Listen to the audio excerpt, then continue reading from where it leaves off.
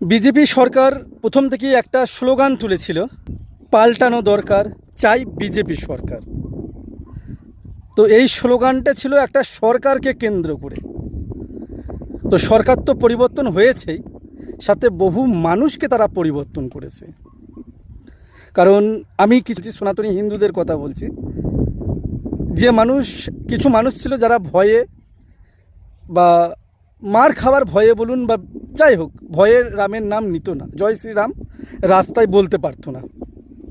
আর কিছু মানুষ ইচ্ছাকৃতভাবে রামের নাম নিত না বা প্রভু শ্রীরামকে ঘেন্না করত।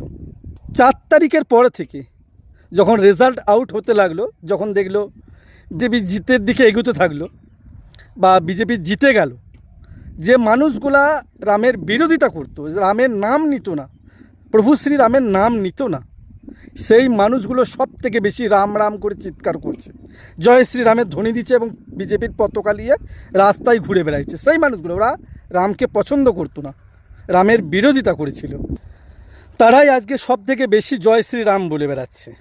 এটাই হচ্ছে প্রভু শ্রীরামের ক্ষমতা। কারণ একবার আমাদের দেশের প্রাক্তন প্রধানমন্ত্রী স্বর্গীয় অটল বিহারী বাজপেয়ী বলেছিলেন, प्रधानमंत्री को याद होगा, मैंने प्रधानमंत्री को कहा था उस दिन, गृह मंत्री भी बैठे थे, कि बीजेपी से आपको लड़ना है एक दिन, मगर राम से मत लड़िए। যে বিরোধিতা করতে হলে বিজেপির সাথে করো, প্রভু শ্রী রামের সাথে নয়।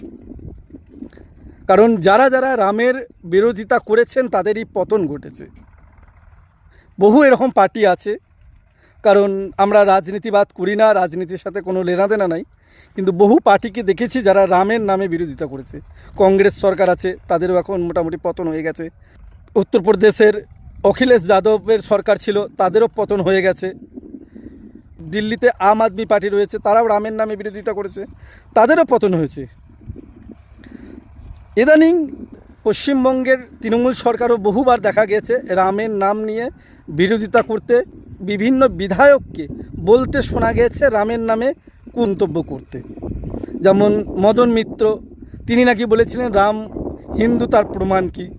রাম মুসলমান ছিলেন, আমি মদন মিত্র বলছি, কি করবেন? নচিকেতাও বলেছিলেন যে রামের জন্মস্থান কোথায় আমরা জানি না। এরকম শাইনী ঘোষ রয়েছে, সেখানে জয় শ্রীরাম চলবে না।